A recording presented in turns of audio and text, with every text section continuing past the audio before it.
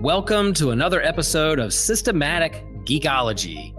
This is a space where we seek to create and cultivate healthy conversations between those things we geek out on and the philosophical and theological questions that often arise out of our fandoms. Like, what does it mean to be human? What makes a hero? What makes a villain? How do the stories and narratives we geek out on shape how we live in the world? We are your priest to the geeks. We aren't all ordained, but we see ourselves as mediators at the intersection of geek culture and going deeper in our faith. We don't always have to agree, but we do respect each other, and we see everyone as a beloved child of God. Everyone geeks out on something, so come geek out with us and enjoy the show.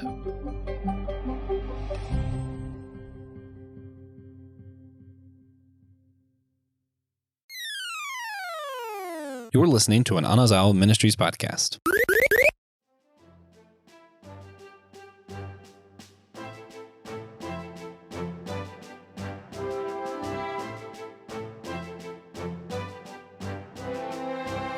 How will the Straw Hats be forced to survive when they're separated from each other? Guys, this is Systematic Geekology. We are the Priests of the Geeks. I'm your host, Christian Ashley, joined today by two of the three other hosts who will be on here. One of them, you'll meet him later on. He's so enigmatic. He's just got other things that are higher priority than us, but, you know, he is a mysterious man. But until that man joins us, I am joined today by James. How's it going, James? Good, Christian. How are you? Doing well today. All right, man. Yeah, after I get all these assignments done this week, I'll feel a lot better. Peng also is joining us today, co-leader of the rebellion against the evils of Joshua Knoll and everything that he represents. How's it going, Peng? It's going pretty well. Can't complain. Well, I could, but who wants to listen to that episode? I don't know. There might be some people out there who might even pay for something like that. Ooh, special bonus episode of just me complaining. All right, so today, everyone, we're going to be discussing, continuing on in the One Piece series. If you're interested in hearing some of the other episodes, there'll be a link down below to hear what other people have had to say. We've had multiple hosts on for those. We're still waiting on Will to catch up. You know, he just got some volumes for Christmas, and we'll see how that goes. But for those of us actually able to do so, we're going to be doing 3 arcs today. 2 really short ones, kind of a shorter one as well with Impel Down. So it's Sabody, how the heck you want to pronounce that? I'm going to say Sabody. You can say whatever you want. Amazon Lily, and then Impel Down. But before we head that way, guys, what have you been geeking out on? I have been lost in a massive JRPG called Metaphor Refantasio. Yes. I don't know if anyone's heard of it or played it, but it is freaking awesome. And I'm like almost at the end, and it's been like a wonderful 75 hours over the last 2 weeks, and my sleep has suffered. I just started New Game Plus not too long ago. Love it. I'm really looking forward to New Game Plus to take some of the stress off, because it's like Persona where it's on a calendar system. So like you can totally miss things and like you're just done. You know what I mean? Yeah. Peng, how about yourself? I just got done with a trilogy book, audio book, because I did so much baking. There was just no time for me to have any pleasure. And I don't know if I love it or not, but that's just what I've been geeking out on. It's by Stephanie Garber. It's like pretty much the last book was like a curse for true love, you know, it's about fates. A vampire came. So I was like, oh God, I just accidentally did another Twilight thing. But, you know, thankfully the vampire didn't show up very often. It was just one of those things. I'm not even happy I geeked out on it, because the first book was free on Spotify Premium, and then it didn't end. And then the second and third book was not free. So then I was angry, and I'm still angry, but that's what I geeked out on. They got you. Okay. They did get me. They really did, because at that point I'm like, well, I gotta know how it freaking ends. Yeah, right. Yeah. So, I mean, I think if you liked Twilight, but it's not as cheesy as Twilight, it's more depth. It's very similar to like almost like an anime could have easily been in this book, you know, like with the like someone with superpowers trying to like go on a quest to save their true love, find out their true love wasn't really their true love, you know. Of course, it's romance. It's me. Yes. Stay on brand. But that's what I geeked out on. I'm not like proud of it though. You don't have to be. I'm not. I recently, for the first time, just watched The Butterfly Effect, which was okay. I'm not big on the ending. I'm still thinking it over, mulling it over, but I did enjoy the film overall. So, with that in mind, we've got 3 arcs to cover, people, and limited time in order to do so. Buckling up. Who wants to take it away? First arc, Sabody, whatever you want to call it, your mama. Who wants to take that arc? Oh man, Summarize. I'm trying to remember. So all 3 of these arcs, Sabody, Amazon Lily, and Impel Down, just like quick, rapid fire. Like so much stuff happens. And that's just like peak Oda is like, you get these like long, massive arcs where you're like immersed in the characters and the setting. And then in between them, it's like boom, boom, boom. All this stuff with like world shattering implications happens. And so, yeah, the first thing that I want to say about Sabody, just to be sure someone mentions it, is the recurring gag where Sanji's wanted poster looks so terrible. And then they show up and they actually meet the guy, Duval, who looks like Sanji, and Zoro can't handle it. And it's just one of my favorite One Piece moments. That happens. Just built up for so long, and we get some payback, payout on this. Yeah. Because So this they is arrive. important stuff too. They get into their red line. Go ahead. Yeah, they arrive from Thriller Bark. They get to Sabody, and some nefarious things are afoot because they meet Amy, right? And then the whole auction house debacle happens. And Luffy, once again, Will of D working, makes an enemy of the Celestial Dragons with maybe the single greatest punch in all of anime. Ooh, bold words. That's got to be up there. It's got to be up there. Okay. It's at least like top 10, if not top 5. Okay. So Luffy punches very satisfying.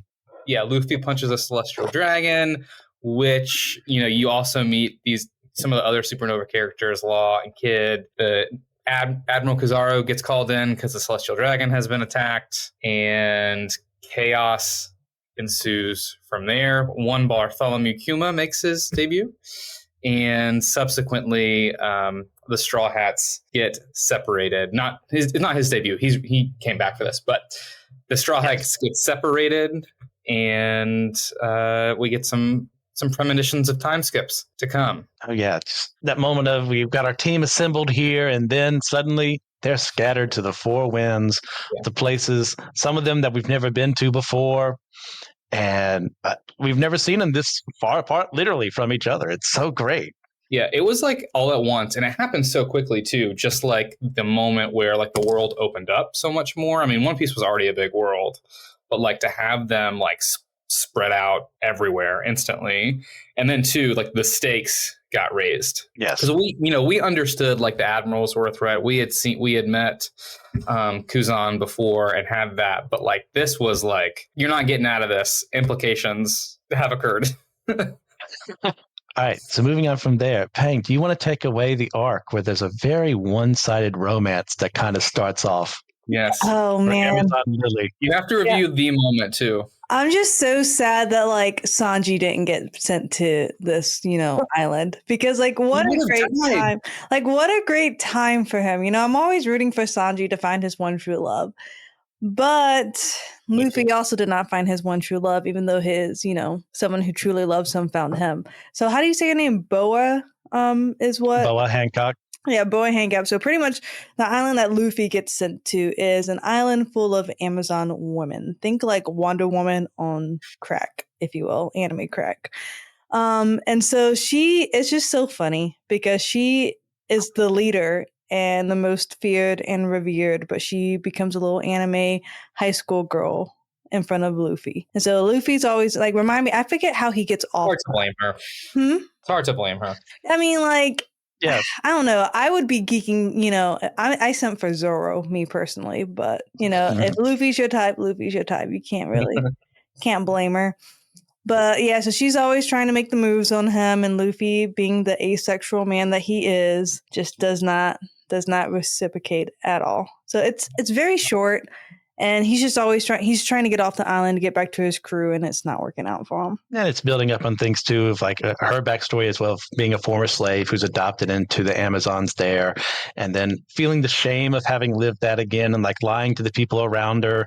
Like, all these marks actually mean something else, and also suffering from the love sickness.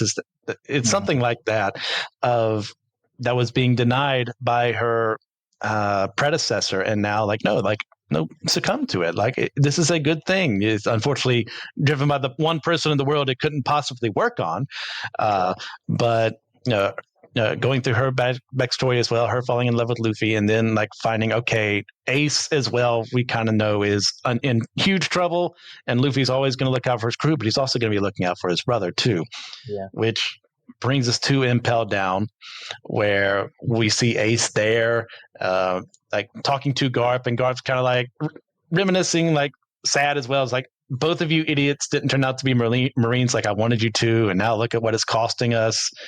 And you get the whole father-son interaction with him, but he doesn't care about anyone but Whitebeard. That's his daddy, not Goldie Roger, which I don't know if that's this arc or the next for Astrofield. Spoilers. Not Garp, it's Whitebeard, the man, the myth, the legend. So Luffy and Hancock find their way to Impel Down, and it is controlled by this guy, Hannibal, right? Yeah. And Magellan as well, who keep all the prisoners in line. These are people who've acted against the world government. You got pirates, you got revolutionaries, people that are seen in the eyes of the world as a scum of society, have no place in it. And especially if you have devil fruit powers, they have a way to take care of you, which is the Sea Stone, which removes your ability to access your powers. So being brought to a situation like that makes Luffy find other people that he encountered before and actually unintentionally brought them to prison here. We get Mr. Two.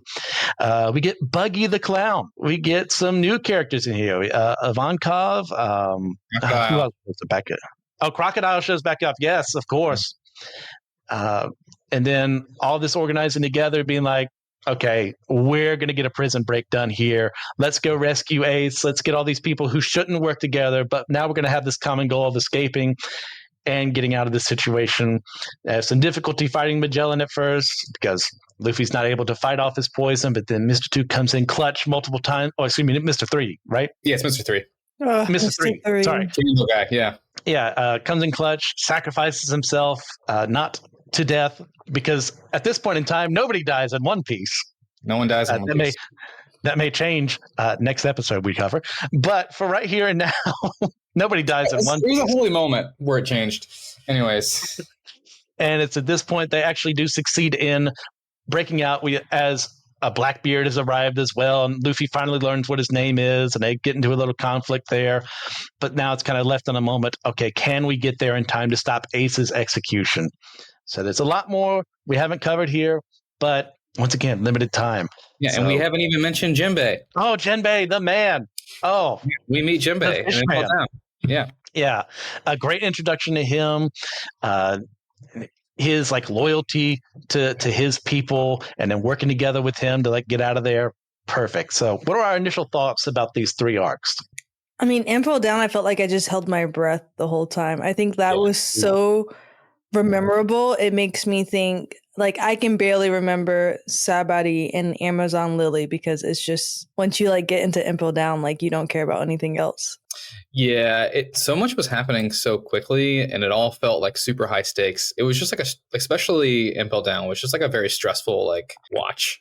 Luffy almost died, remember? And then Ivankov used his hormone powers to save him, but it took 10 years off his life or something. I was stressed. Yeah, there's some major consequences that happen here. For Sabody, you get that whole thing of the crew is separated. They've been on different parts of the same island before, doing their own little things, and Usopp left for a little bit, it came back, but they haven't been separated from each other, literally islands away from each other.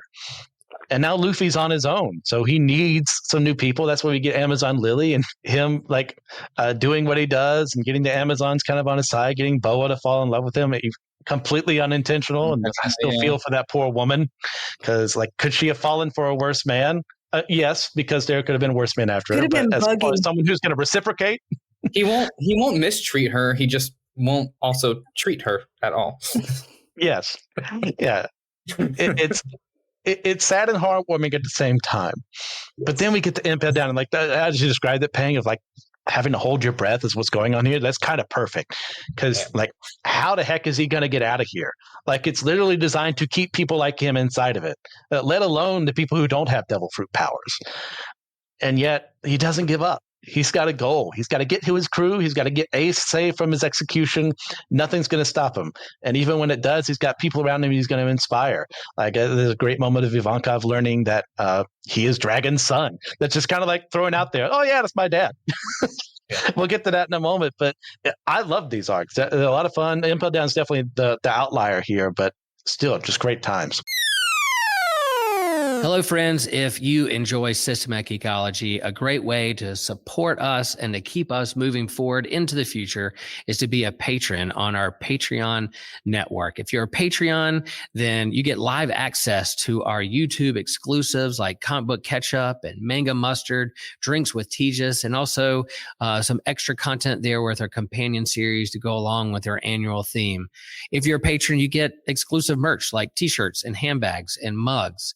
There's also a bonus extra question that has extra content. In each episode, we go deeper into our faith and the questions that we're wrestling with, but we also do this extra question to jump in and share about, and patrons get to hear how we answer that question. There's discounts on our store.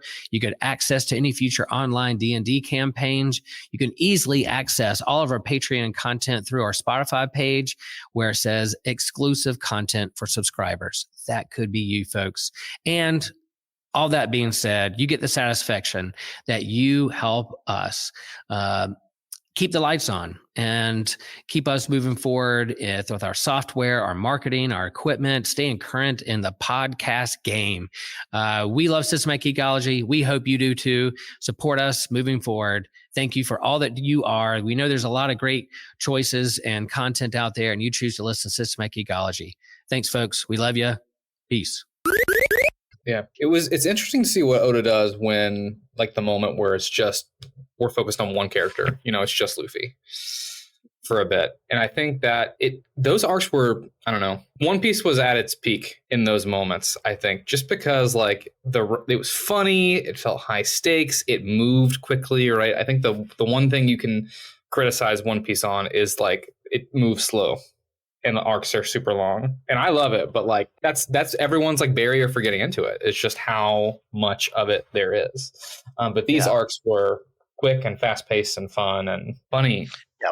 Yeah. For some of these, we're talking like maybe 12 to 14 chapters ish, compared to like some of like 50 plus. Yeah. So it's a breath of fresh air, while at the same time we're also like terrified of the results of what's happening here. So it's paced really well. So do we have a favorite moment from these arcs? Could be one from all three or just one in general. And why is that our favorite? I vaguely remember Luffy, like them with the hot springs on the Amazon thing, and she's just like making a fool of herself. So I will say that one. Just simping for our rubber boy. Mm-hmm. And he's literally like, pick me. Yeah, he's just not down at all. Like, I mean, Zoro would at least blushed or like have been put off by the advances. You know what I mean? Like, but Luffy, nothing. My favorite moment, besides Sanji meeting Duval and that whole interaction, that was awesome, is on Amazon Lily, Luffy's put in prison because no boys allowed, quite literally. And so, like, he wakes up and all of these women are surrounding his jail cell because they've never seen a man before, and they just run some practical experiments on his unique body, and it's just a really funny moment of One Piece. Nothing super lewd happens, but it's just a funny moment. Yes, and ladies and gentlemen, and TJ coming in right then. It is my pleasure to announce the fourth mysterious member of the cast today, the one you've been waiting for. Who unfortunately you can't see visually because this will not be on YouTube. TJ Blackwell, how's it going, TJ? It's going great. Thank you very much. TJ, do you remember that one moment on Amazon Lily when all of the women discovered Luffy's body? Yeah, it was pretty good. It's a fun time. It's a classic. All right, so this is where like One Piece, like early One Piece humor peaked here, I think. Yeah. TJ, you just got here. Yeah, it's time to get you acquainted with what's going on. Do you have a favorite moment from these 3 arcs? Oh, I can go to give you time to think, since you literally so just many. got here. There's so, oh my gosh, these 3 arcs are so good. Like it's incredible, actually, how much of the show is just amazing. Makes moments like this really difficult. I like, first thing I wanted to say was like Luffy covering Boa's back, or not Boa's sister. I don't remember that one's name, the yellow one. But covering her back so that nobody sees it, and then like realizing that Luffy's Luffy. That's Monkey D. Luffy. That's the greatest man alive. But then I thought about how the Straw Hats get split up. It's a rough one. And that is just brutal. That's like just a huge gut punch. And also like the surprise of a time skip in One Piece is just comes out of nowhere. Yeah. Like I was expecting it. No. But Okay. Yeah, I'm going to choose the breakout at Impel Down and the second fight with Magellan. With the requires a group effort in order to get out alone. These people can't defeat him, but combine Mr. Three's powers with Luffy's abilities, it manages to give them hope that they can actually get out of here. And of course, Jinbei coming in to save the day, being clutch as always.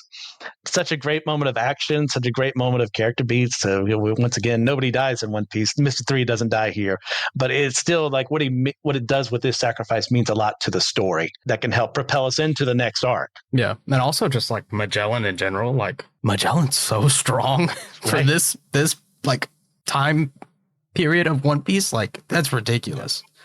This was still like kind of pre-hockey, and Yeah. you're not beating Magellan without any hockey. It's just not happening. No. It's just not happening. It's not possible. All right. So, who is the character that stood out to you guys the most that has previously appeared? That has previously appeared. Yes, and we'll get to the people who we introduced here in a second, but previously appeared first. I feel like previously appeared probably Luffy. Luffy grows a lot over the course of these 3 arcs. I'd second that. And like he's the main character. I mean, maybe As weird as maybe it is. Gorb, because you see a more of that fatherly figure side, you know what I mean? And because we've at this point just seen him like be so strict and like the Navy's way or the highway. Like I'm so disappointed in you, but like you actually see his heart breaks for Ace and like his compassion. So that sticks out to me. Or like Mr. 3. Oh, Mr. 3. Like this is the moment that cements Mr. 3 as like honorary Straw Hat to me.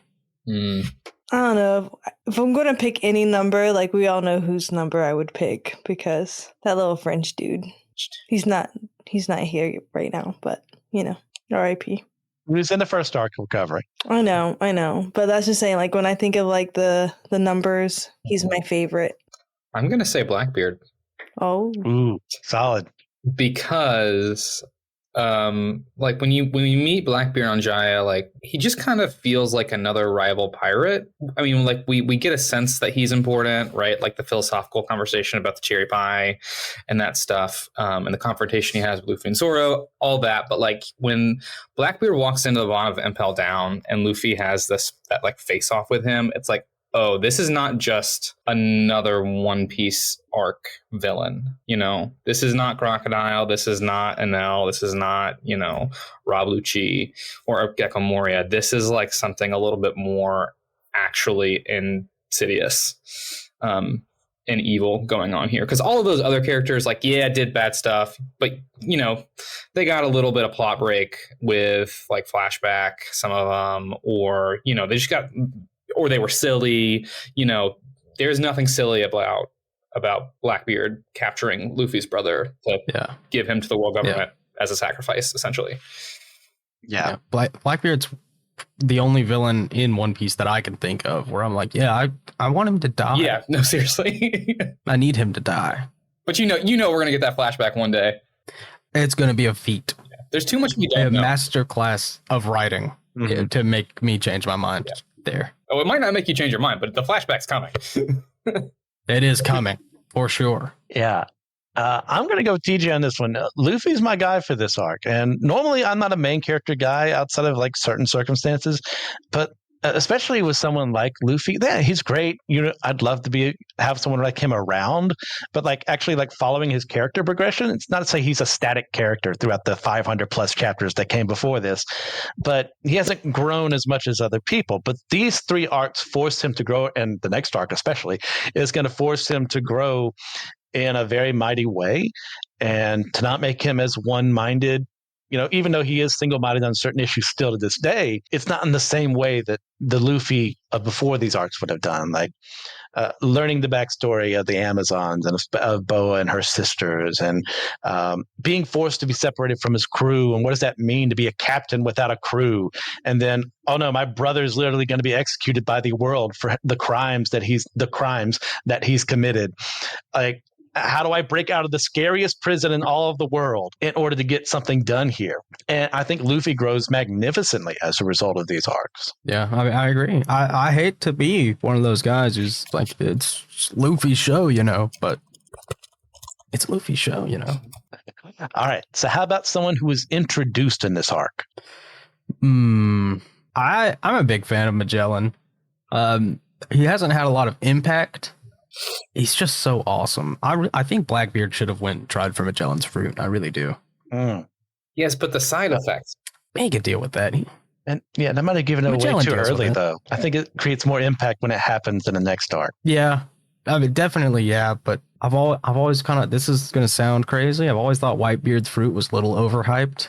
Like, it's cool, it's scary, but Magellan's just a lot scarier to me. Yeah, I need to see Blackbeard do more with it, because we never really got like a peak. Well, I mean, I guess we got kind of a Whitebeard versus Roger flashback, but he used it a little bit, but he used it that one time on Kazuki Oden. Anyways, yeah, I need to see more. I need to see more there. The drag queen, I forgot his name. Ivankov. Okay, that's a good answer. I was just like E. Okay, yeah, that one. Yeah. So good. Yeah, Ivankov is a great answer. Actually, that might be my answer. Yeah, it's probably my answer because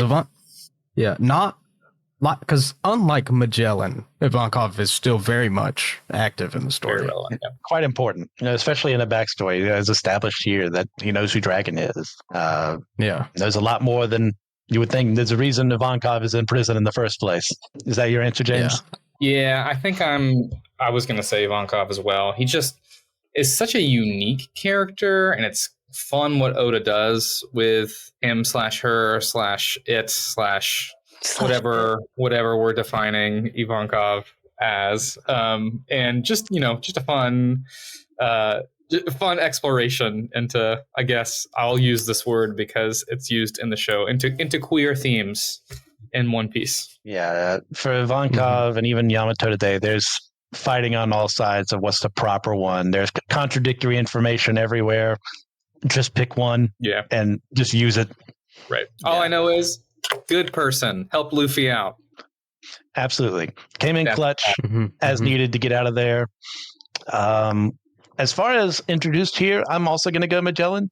As in, he doesn't have the most impact in the series as a whole, but as far as a threat in order to overcome, he proved himself multiple times over. Like, defeating Luffy is no easy feat, but he uses his abilities well. There's a reason he's in charge of making sure these yokels don't get out of there alive. Like, there's a reason they're still in captivity, and he is the primary one. That and the Cease done a little bit too. But he just performs magnificently. He knows how to counter people well, and it takes a literal group effort in order to take him out of the equation. Yeah, pretty hard guy. I think, if things go a little bit differently here, Luffy could have Joy Boyed himself a little early. Oof, you're not wrong. This is one big scary dude. Okay, so in the earliest arc that we have today, we find out that both Luffy and Zoro have been upgraded to become part of the now 11 supernovas. Those are like the rookie pirates, like the best of the best with the highest bounties at the moment. So, what does this mean for them in the story and for their personal growth? I think it just is a good way for us to know how big they are in the world. Because to us, they are the entire world. So it's kind of difficult for us to know how the rest of the world sees them. But, putting them in the 11 supernovas, we know that the government sees them as a legitimate threat and they want people to be aware of them. That's not the kind of thing where it's just on the bounty board. Like only the people looking for the bounties to collect are going to see it. Like the 11 supernovas, that's a big deal. Like, hey, y'all, watch out. These guys are freaks. They're going to come eat your babies or something. Yeah, it's almost counterintuitive to an extent of like they're kind of creating their own boogeyman by making a system like this. You've also got like the warlords as well, and the emperors, because you like now everyone knows their name. Like the intent is to put fear in people's hearts, but you also like, well, why did they get that bounty? Oh, that's how they got that bounty? That's kind of cool. Yeah, and it's like I do get it for like the Yonkos, because all the Yonkos, especially at this time, are just pirates that are so strong, the world government really just can't do anything to them. And they haven't really been fully supernovas. introduced at this time. Like they were more like in the background, like looming threats that you didn't really have as much of an appreciation for. Yeah, and I love the way you just kind of naturally learn about them. Okay. And then you're like, Shanks? That guy? Like, like the one from the first episode? Yeah. Yeah, he still exists. Yeah. And two, we get some introductions here. We got, Bonnie and Doflamingo's appeared before right now. And who else? A couple others are introduced. Capone. It's like, yeah, these are like the up and comers. And then, spoilers, there'll be a time skip, as already mentioned before. And we'll see where they've gone from here. But like starting off, this is kind of our introduction to a lot of them. So I think that's really well done. I mean, it just felt, it was interesting to see Luffy have a rival, Basically what the supernovas do is sort of function as like, these are the same people, same class as Luffy. Like these are who are vying for him essentially for Pirate King one day. And so it's good to know that there are other people out there having complex stories. Yeah. And they are wrong. They're incorrect. But they didn't know that yet. They didn't. Yeah. They felt like, at the time, we just had to accept it. Sure. Okay. How is slavery handled within the story in these arcs? Because it shows up in pretty much all three. Oh, yeah. Yeah, it's one of those darker things that it's like easy to forget. And this being on the other side of. Because you think about it too, because in this scenario, it would just be like if we were back in our day when it was so normalized, so you don't like almost pay attention to it because it's like, oh, this is a common occurrence. But of course, Luffy is rightfully put off by it. And he's like, those are human, those are people. Which is good that like someone opposes it. But even in today's society, if you like, we may not deal with actual slavery per se, but what the majority accepts is usually what we neglect is wrong, Mm-hmm. But I mean, it was handled, I think, pretty tastefully. Like, at least they didn't like, yeah, slavery good. Like pretty much every isekai out there. Right. Right. But Oda does a good job of making it clear that like slavery's bad. This young boy who was raised by mountain bandits and also pirates thinks slavery is the worst thing imaginable.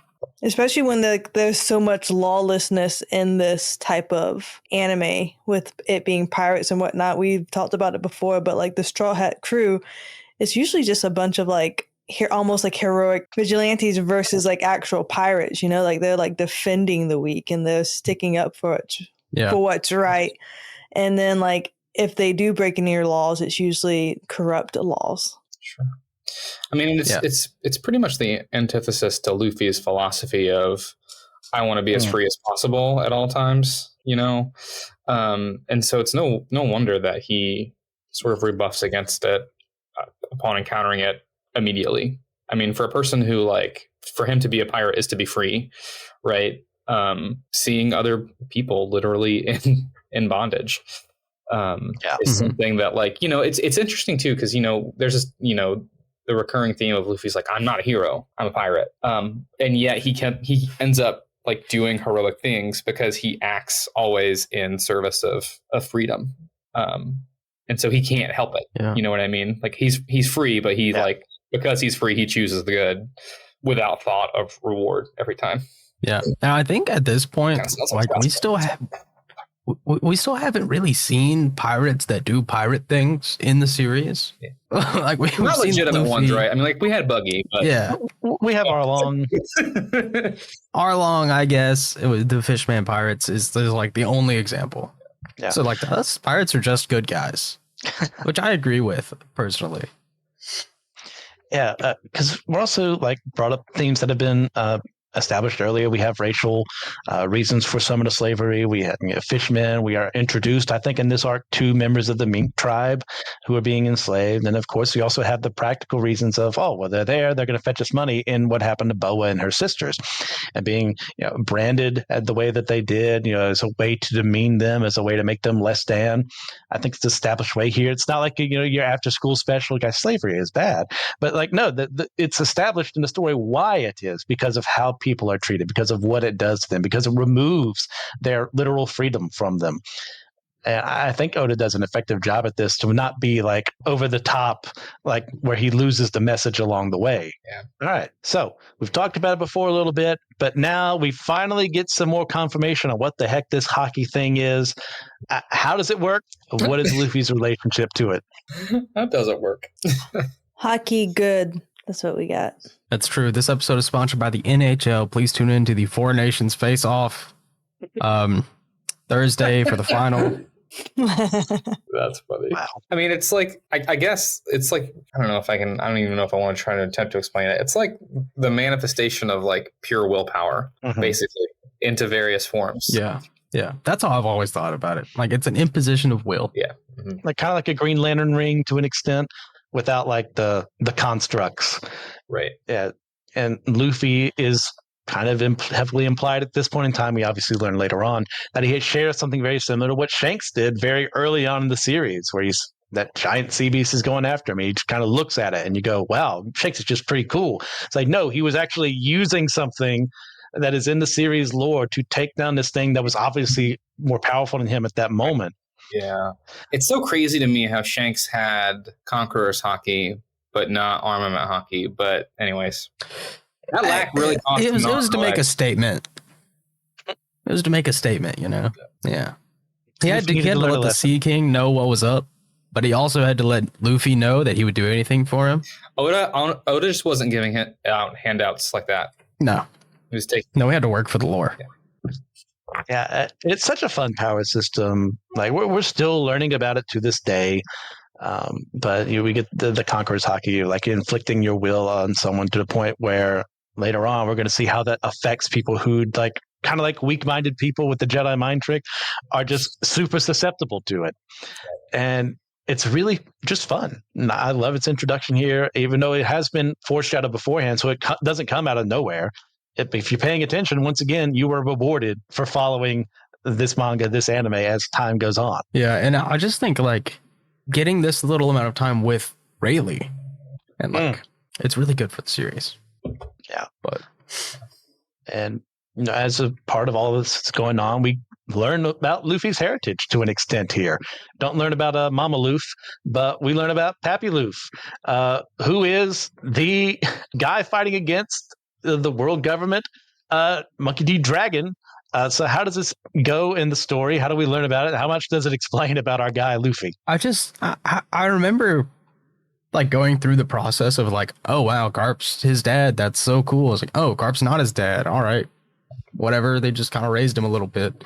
It's like his dad is who? Who's this? Is anyone in this guy's family normal? Nope.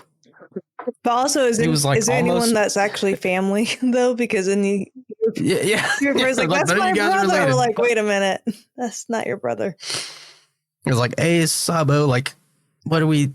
You're not related to those people, Luffy. It's a nice point to make. Where's your father? Like the found families that get made in this show are super important. It's like the nuclear families are a really good thing, but that is not everyone's story. Sure. Sometimes you have to make your own family, and I like how One Piece does portray that. Yeah, and it's I want to be Oda's greatest defender, but the way we introduce hockey as just straight up a concept, it is kind of quick, I guess. Time skip, and then everybody knows it. It's another thing. I don't think it was fully thought out. He said it. That's my theory. I think Oda figured it out as he went along. Not surprising. On that one thing. I think he's a guy who plots out a lot compared to a lot of other mangaka. But hey, not everyone is going to plot it out effectively. Or like you suddenly have an idea. It's like, oh, I like this idea. Wish I'd have thought about 100 or so chapters ago. But now I'm going to introduce it. Is it a little janky? Yeah, but there's enough foreshadowing for me to go, okay, I accept what's happening here. Yeah, I do think he just got a little lucky, and he had happened to write in a couple of moments that he hadn't explained yet, which could have been intentional, and then he just found the right system to use. All right, moving on from there. We talked about the breakout, but a lot of the fun in that breakout is that it forces Luffy to ally with previous villains and some newfound scoundrels along the way. So how does Oda build up on these past relationships and create new ones as well? Yeah, the relationships forged in Impel Down just feel stronger to me. It's because they all have a common goal. Yeah, it's like they're trauma bonding. And at the same time, Luffy's kind of like, I'm not actually a bad guy. I'm just a pirate. But it's just good. Mr. 3 and Ivankov, and I love the Zoans. I forget what they were actually called in Impel Down. Those guys are so goofy. They're guards, but yeah, those guys are so goofy. I love those designs. As much as we learn later that they are very unfortunate people. But still.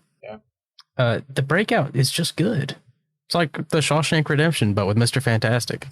Oh, it's interesting to see like all those characters just come together from like disparate places in One Piece. And I think a lot about the intersection of like Buggy and Blackbeard, not Blackbeard, excuse me, Buggy and Crocodile, yes, which foreshadows some things later on in the series where Oda just doesn't like let these characters go, which is great, you know, because they're fun characters, and he just keeps bringing them back and configuring them in different ways. Yeah, because we already have ties with them, so when they do come back, it's like, oh, okay, they're back again. They're doing this, and he doesn't have to make a new character to make us care about. Like we already know him, and he's already introducing 20 new characters with every chapter, anyways. So it's also nice to have old people. We go, okay, I know this about you. I know how you relate to Luffy. I know that you hate his guts, Crocodile. You hate his guts, Buggy, for very different reasons. But when push comes to shove, you're also going to work alongside him in order to get out of this hellish prison. Yeah, and it shows that Luffy really can, in the right scenario, work with anybody. Because Crocodile was like a problem. Crocodile almost killed Luffy like 3 times. Yeah. Yep. Question: what do you think the secret that Ivankov knows regarding one Sir Crocodile is? I've seen the theories. That's a good one. I choose to believe it's one of those. Maybe we did meet Mama Lu. Maybe we did meet Mama Lu. That's what I'm thinking.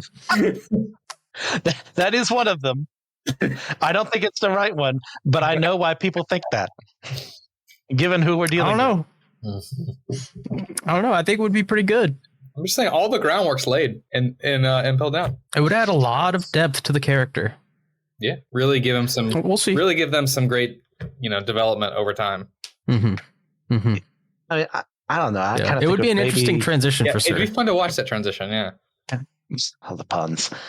I think it's got to be like some family member or something that Ivankov knows about that Crocodile has. It's a reason for why he does what he does. Maybe if we're going away from that idea, which is still an interesting idea, don't get me wrong. I just think I don't know, or maybe he hasn't even decided yet. Yeah, I think realistically, probably Dragon and Crocodile are related, and they are both also heavenly dragons. Interesting. Or celestial dragons. And it's just resisting the system, and that's the secret. Yeah. I think that's the most realistic and probably least entertaining outcome. We've already covered the best one. Okay. Well, do you guys have anything else you'd like to discuss before we start wrapping things up? Nope. If you're listening to us talk about this, just go watch it. Yeah, start with episode 1. Not episode 1. Just go watch these 3 arcs, and they are so good. Yeah. Like, this is... Start with episode 400. I think this might be 3. Then. Is that about the episode then? 400... Something along this. Something. Yeah, figure it out. Google it. Low 400s. Yeah. Everyone says One Piece takes a while to get into, but by the time you're here, it's like, oh, this is awesome. And so, you know what? Yeah. Just if you need some incentive to make the commitment, start at Sabody. And then you'll be Googling things, and then you're basically just watching episode 1. Well, I mean, actually, really, the story's begun, series... right? Isn't that what Oda said? Like, if you started watching it now, the story's just... Yeah, at 1,000.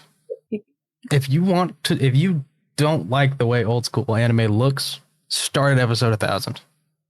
It's true. It won't take long. It's wild how they actually did that when they like went into Wano and the animation style changed as they were going up the waterfall. That was crazy. Yeah, that was awesome. That was so cool. That was such a cool moment. Yeah. But All right. honestly, if you start episode 1000, it won't be long before you're right back at episode 1. You'll fall into it. Well, if you want to hear us talk more about these particular arcs, we're going to have a special bonus question for our Patreon Captivate listeners.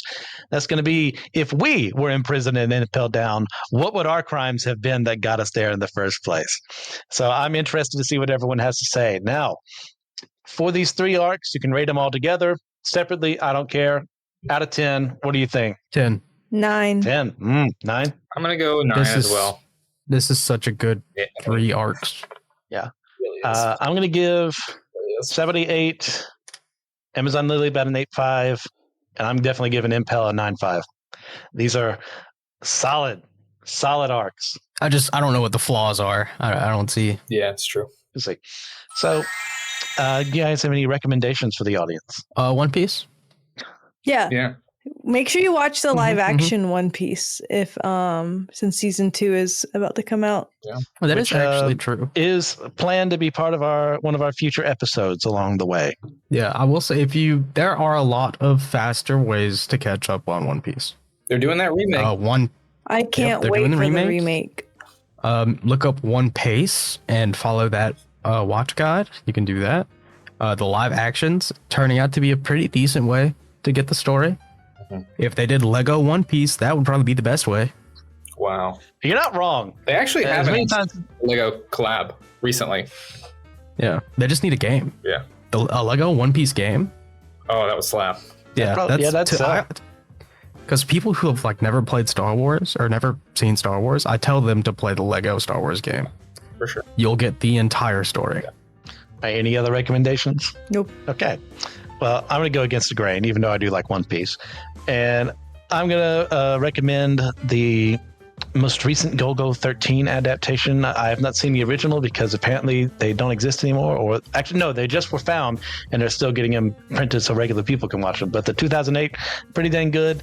Heavy subject matter at times, so just your discretion advised there, but a solid anime nonetheless. So guys, thank you for all you do, for continuing to listen. Please get a chance to leave a 5-star review on your podcasting platform of choice. Help us with the ratings, find more people so that we can spread the joy of One Piece and the many other things we love geeking out on.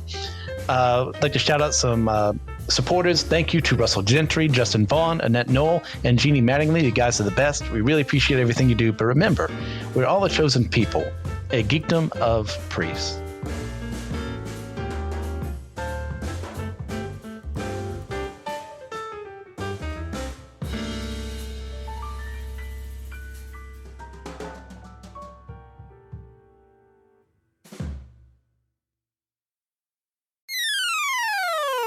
Did you know Systematic Ecology has a YouTube channel? Now you do.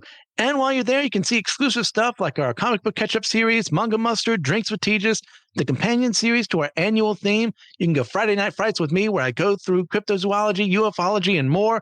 You can also go to see Spidey Swing-Bys, where I'm doing every chronological appearance by release of Spider-Man from Amazing Fantasy 15 all the way to the modern age. You can also find exclusive shorts on YouTube there, as well as other bonuses for extra episodes that we do that don't end up on the podcast proper. So I want to see you over there on YouTube.